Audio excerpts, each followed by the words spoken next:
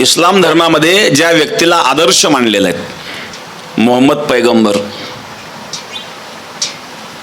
या मोहम्मद पैगंबराचं जीवनचरित्र जर तुम्ही पाहिलं,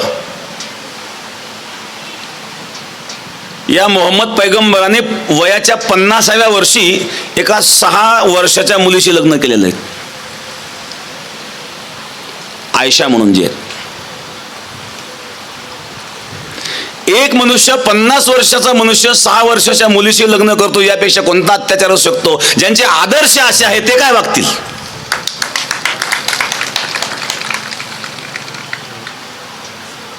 सहा वर्षाची मुलगी. आणि या मुस्लिम धर्मामध्ये स्त्रियांवर जे हत्या घडतात त्याला कारण आहे, अत्याचाराचं हेच कारण आहे की त्यांचे आदर्शच अत्याचारी होते. कदाचित कोणी माझ्या मताशी सहमत नसेल, नसण्याचं काही कारण नाही, वस्तुस्थिती आहेत.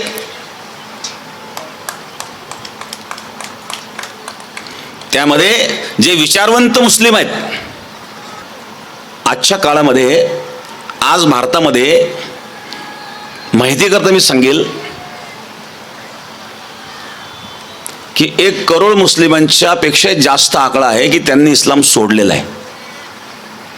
एक्स मुस्लिम स्वतःला म्हणून घेतात, एक्स मुस्लिम म्हणून एक वेगवेगळ्या प्रकारचे चॅनल सुद्धा त्यांनी सुरू केलेले आहेत. आणि जे मोठे मोठे 10-10, 20-20 वर्ष मौलाना म्हणून जे राहिलेले आहेत, पण त्यांनी जेव्हा इस्लामचा, कुराणाचा अतिशय सूक्ष्म अभ्यास केला आणि सूक्ष्म अभ्यास केल्याच्या नंतर त्यांच्या लक्षात आलं की अन्याय अत्याचाराशिवाय यामध्ये काहीच नाही, त्यांनी धर्म सोडून दिलेले आहेत. 5 वर्षापूर्वी एक नॅशनल चॅनलची एक बातमी होती, पाकिस्तानची होती. एक मौलाना नॅशनल चॅनलवर रडत होता कि त्यावेळेला त्यांनी पाकिस्तानमध्ये एक घडलेली घटना त्यांनी सांगितली की आज तक 5 लाख लोगों ने इस्लाम छोड़ दिया है. तो रडायला लागला, मैं क्या देख रहा हूं, मैं जिंदा क्यों, ये देखने के लिए. 4-5 वर्षापूर्वीची गोष्ट आहे. पाकिस्तानमध्ये सुद्धा हा आकडा कोटीच्या पुढे गेलेला आहे. करोडो लोकांनी इस्लाम सोडला पाकिस्तानमध्ये.